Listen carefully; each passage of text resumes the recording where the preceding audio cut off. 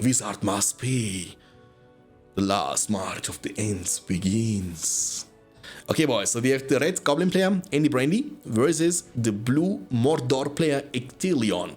The score is 4-3, so it's pretty evenish. If Andy wins that, we're gonna jump into the final game in the best of 9 to the game number 9. But if Ectelion is saying, nah, I'm gonna win this one, he's gonna become the champion of this best of 9 challenge and defeating Andy Brandy, one of the BFME 2 experts, 5-3. Many ifs, but there is only one way to find out. To slaughterhouse into the orc pit. And this is also a beautiful map, by the way. You have like an arena here, like basically like back in old Rome, you know, you have like this gladiators fighting against each other. They are smacking. Look, audience is watching. We have a lot of different people in the audience. We have like even a lumber mill worker who has a day off from his work.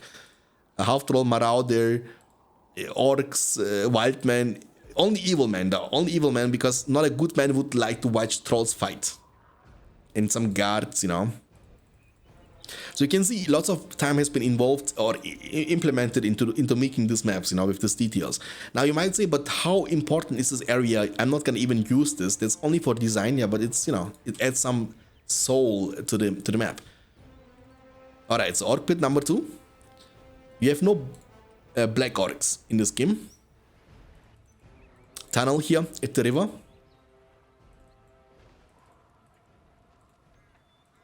I like to watch trolls fight. That's why I read chat. What do you mean, man? Legit the best chat in the game. This is the best chat in BFME universe. Everybody's nice to each other. No fighting. Okay, so this image is looking amazing, though. The Poison Bleeds image. So, guys, the question is, goblins or orcs? Because we're gonna see a spam on either side, right? It's gonna be goblin spam for the goblin faction player and orc spam for the Mordor faction player. You see three orc pits, and we will see also eventually the third one coming up very soon. So I believe, I mean, just like on the paper, I think it's gonna be difficult for the goblin faction later on, and here is why. Remember, goblins have the chance to recruit the cave trolls too. But also remember, the attack trolls from the Mordor faction can steal your troll. So basically, dominate troll can be used on the enemy cave troll and you can steal him and make him fight for you, which makes you gain a unit worth of 600 resources. But most importantly, your opponent losing a unit worthy of 600. So going for the troll spam against Mordor as goblins would be only a temporarily solution. And later on, it will get hard countered by this, right? Of course, you have the chance to recruit Drogoth, which is a very, I think, the strongest flying hero in the game. But also Mordor can do this. Mordor can recruit a Fell Beast, a second Fell Beast, Witch King. Oh boy. Alright, so for now, Mordor is pressuring quite decently. I don't know, man. I think like goblins lack of arrows. Like, if this makes any sense. Like, think about any faction in the game, and you have always like a better version of an archer, right? So think about dwarves. Even dwarves have the Men of Steel as the premium archers, and extroverts as a weaker and shorter ranged archer unit. Men have the archers of Gondor and the Ithilien Rangers, and elves have the Lorien archers and the Mirkwood archers, and Mordor has orc archers and the Haradrim archers. But I believe goblins have only one archer. I mean, I don't count the spider riders, because then when you count this, you also need to count Rohirrim. It doesn't make any sense. So you have no premium archer unit with this faction. You have only this one archer, which makes it kind of difficult in long terms to deal with the flying heroes. Like when you have to deal with like two Fell Beasts and the Witch King, it's gonna be quite difficult to do that, I think. Just on the paper. Isengard has the Wildman extroverts, no?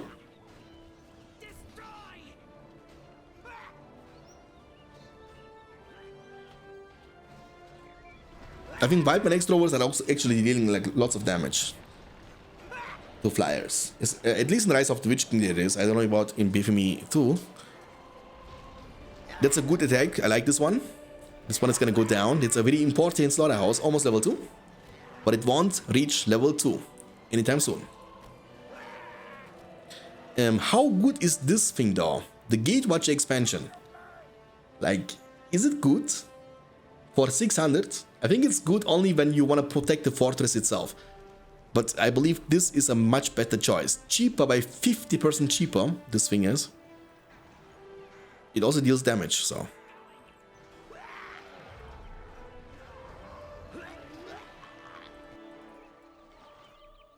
Okay, there is one orc remaining taking a bath, you know, going to the lake and looking for the girls in bikinis. And that's a very interesting love story here. Look, that's gonna explain you the relationship between man and woman. Watch this. The guy is super excited, like, let's go, I'm going to hit like a truck, I'm going up. They were flirting all the time, right? And now the guy is trying to find the woman. And the woman was, guess what? Fooling with him. She was fooling with him. She was playing with his emotions and feelings, making him think he has a chance, coming up, and she's gone. Just like that, you know? When Andrew Tate would see this, imagine this, Andrew would tell you 1000 stories about this. Oh, the Tate, now he's kind of in Romanian prison, so I don't know about that one, you know?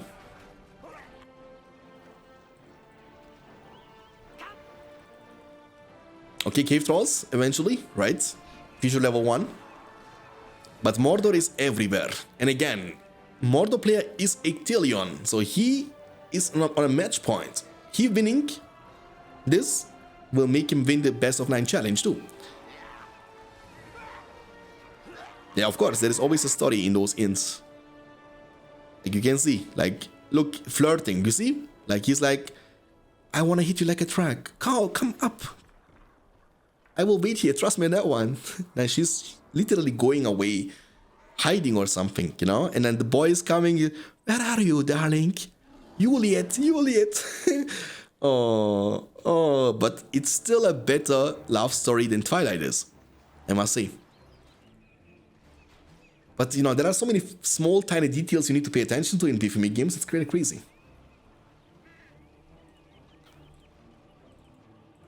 Okay, so we have Scavenger available for any brandy. That's the red goblin player at the bottom side.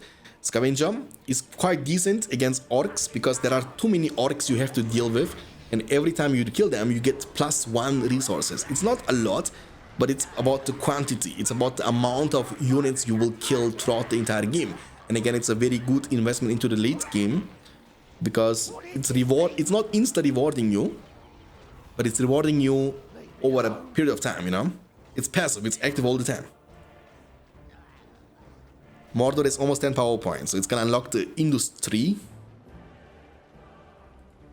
But the swarm of Mordor orcs over and over again.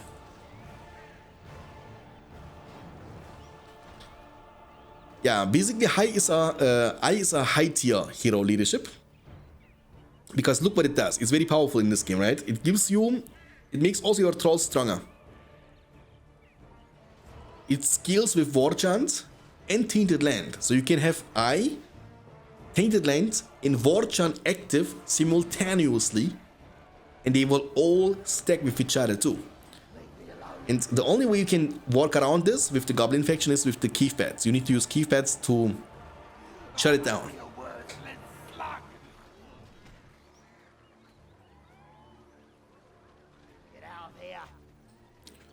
But goblins are playing too defensively, unfortunately. Industry has been used on the slaughterhouse in the front. And this is a very good protected slaughterhouse too, because the fortress is going to shoot, these 2 towers are going to shoot non-stop. And the second it's level 3, it's going to also shoot itself. So it's going to become more tanky too. Long story short, it's going to be hard for like 1 or 2 goblin warriors to destroy it. Okay, so Cave Trolls, Half Troll Marauders, Cave Troll level 2. And an Nazgul is with us. So I think the troll can knock you down on the ground. These Nazguls, they have like 0 knockback resistance. So you see, the troll doesn't deal too much damage to you, but it can disable you all the time. And this might take a minute or 2, but you will die. You will die. Look how I would go crazy when this happened to me. I would literally cry. Oh, he was lucky actually. Imagine you lose your hero from 100% HP to one troll because you can't move for eternity. You are knocked down over and over again. Level 4. Tavern. Okay, a building we have not seen before. And here you have the chance to buy the heavy armor, for example, right? And forge plates and fire arrows, and recruit the corsairs too. If you have more of these taverns, it will make your corsairs cheaper, just like in Rise of the Witch King, which was added to the version 9.0 new. Earlier, this building wasn't even existing in the Rise of the Witch King game. You was only able to recruit corsairs from the Haradan Palace level 2. But now you can build this building in Rise of the Witch King as well. But remember, here you have also the chance to buy armor on your trolls, so you can make them tankier. Goblins are now striking back. 9 power points and 650 command points for goblins, and 575 command points and 5 power points for Mordor. Ictelion, I mean, they have the same power points pretty much because he went for Tainted Land and Eye of Sauron, so that's the reason why the power points are a bit higher now for goblins. But, you know, actually they are not, just because he didn't buy a second power point yet. No heroes in the game so far. It's all about spam. I mean, there is a hero, I mean, of course, a Nazgul. I believe Shelob can crush this Nazgul in a second. Legit. But dealing with this Nazgul seems not to be a big problem, because even a troll can, you know, kill him in a one-on-one situation.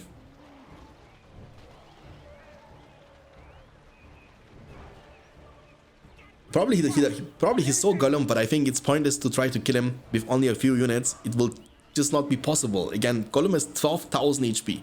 12,000. It's not easy to be killed.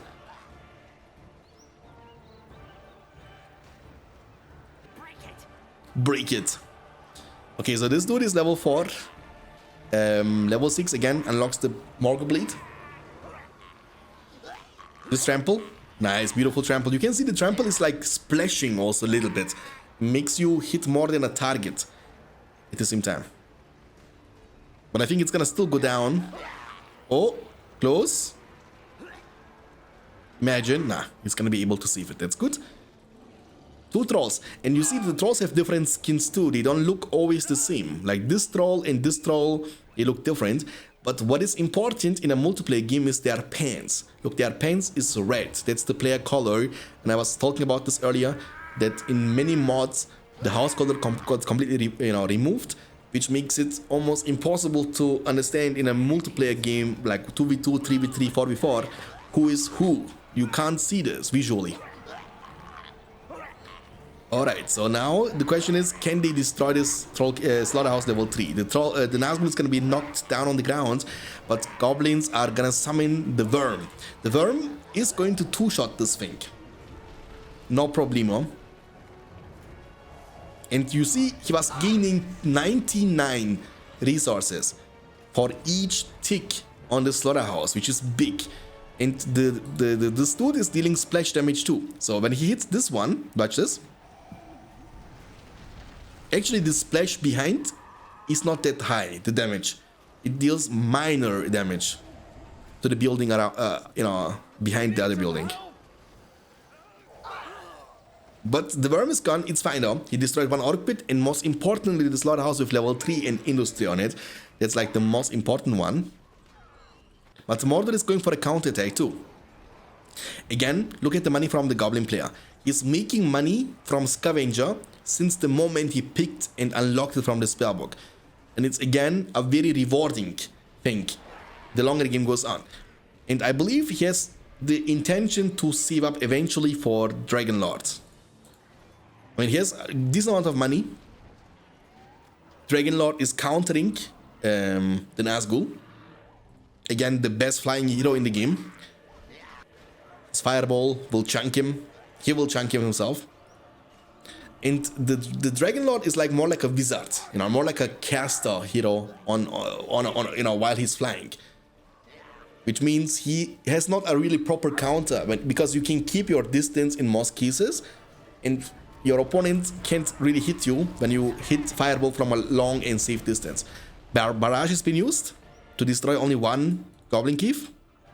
Not the best, barrage in the game, but it's fine. And goblins have lost lots of tunnels. So he was tunnel vision focused around dealing damage with the worm and his army. And the Fell Beast kind of got him in off guard, I guess. Right? And he lost like multiple tunnels in the meantime in the counterattack of Mordor. And again, the Fell Beast has legit almost no counter at this point. So he can keep going, he can keep doing what he's doing. And that's exactly what I was trying to say earlier. So you have like no proper way of dealing with a flyer. So I want to see the damage from these dudes. Decent, it's not horrible, I guess, but it's just not enough. Look, they just poison arrow this dude, right? It dealt what, like 7% of his HP. So you need like more than 10 battalions of these units to just chunk him to somewhat like 25% HP. And he can always disengage whenever he wants to. Okay. 450 command points for goblins and 700 command points for Ictelion, the Mordor player. He's doing good. Industry has been used for the second time. Almost level 3 building. Orc Pit, Haradrim Palace, Tavern. So he has not roll cage, but he has all the other production buildings in the game under his control.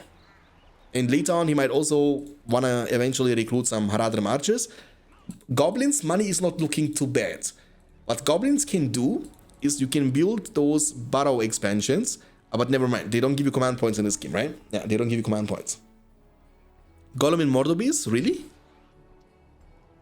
Dude, I'm so blind when it comes to Gollum. There he is, yeah. I'm actually surprised that, oh, it's shooting him. Okay, they are shooting. But only these units are shooting him, not this level. Nah, okay, that's not even level 3. Look how tanky he is, boys. He's like, tanking this like a boss. In the meantime, big attack from Mordor is about to happen. A Nazgul, a Fell Beast, level 5.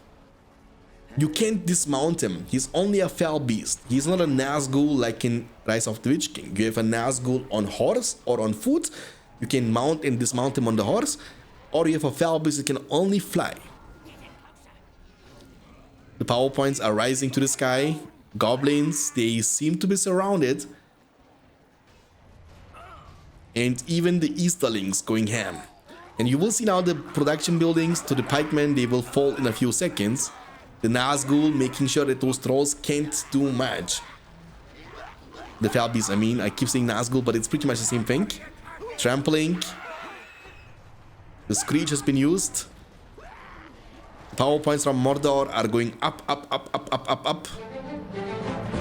Marmaragold, thanks for the resub for 13 months, my friends. Thank you so much for the huge support. Really means a lot. Marmaragold just resubscribed for 13 months. Ahoy! Rings of Power sucks. Okay. Thank you very much for the resub. Rings of Power. I even forgot about this series, man. I don't know. I didn't enjoy it. I know few friends of myself, they enjoyed this, but I didn't. I just didn't. It was not horrible, but it was not worthy to be called Lord of the Rings. My opinion. It was like, the problem I believe is like it's hard to meet the expectations from the fans too, because the games are at the original films, the trilogy is so good that it's hard to get near to the level of the trilogy. It kind of makes sense, but also the acting, the storyline,